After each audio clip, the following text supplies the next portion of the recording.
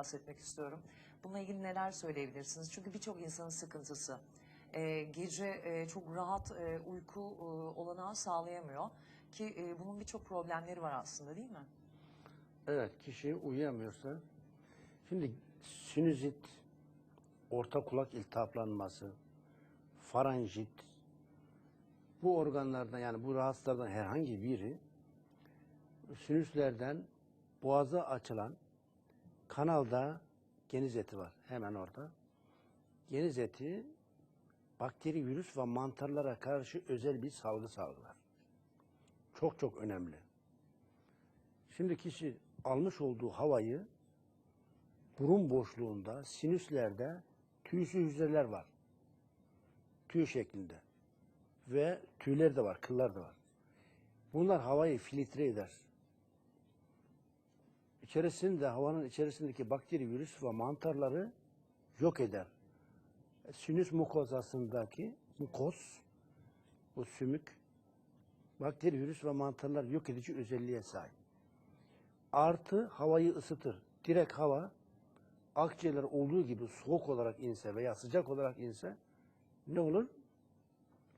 Akciğerler buna ayak uyduramadığından ne olur? Üşütür.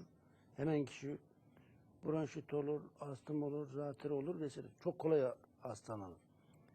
Bu nedenle burundan nefes almak çok çok önemli.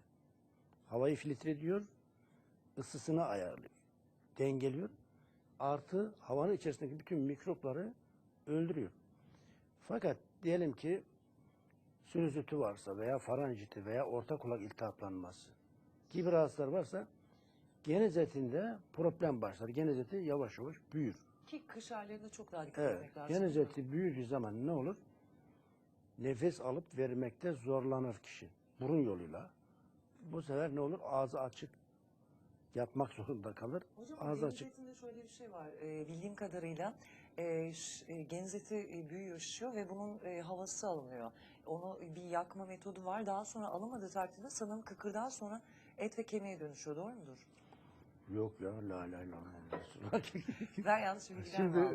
alınırsa tabii ki çok önemli. Bağışıklık sisteminin çok önemli bir elementi. Bu da bir bezedir. Çok önemli fonksiyonları var. Tedavisi mümkün. Öyle hemen ameliyat hemen kes al olmaz. Doktorlar Geniz direkt eti. bunu öneriyorlar. Hayır, Yani onu yakalım, o şişliğini alalım, daha sonra kıkırdağa dönüşür. hayır, ete hayır, dönüşür, antibiyotiklerle tedavi etmeye çalışılır. Antibiyotik kullandıkça da bu sefer bağırsaklara mantar yerleşir. Bağırsaklara mantar yerleşirse bakteri, virüs ve mantarlar çoğalır. Bu da birçok hastalığı tetikler. O iyi değil.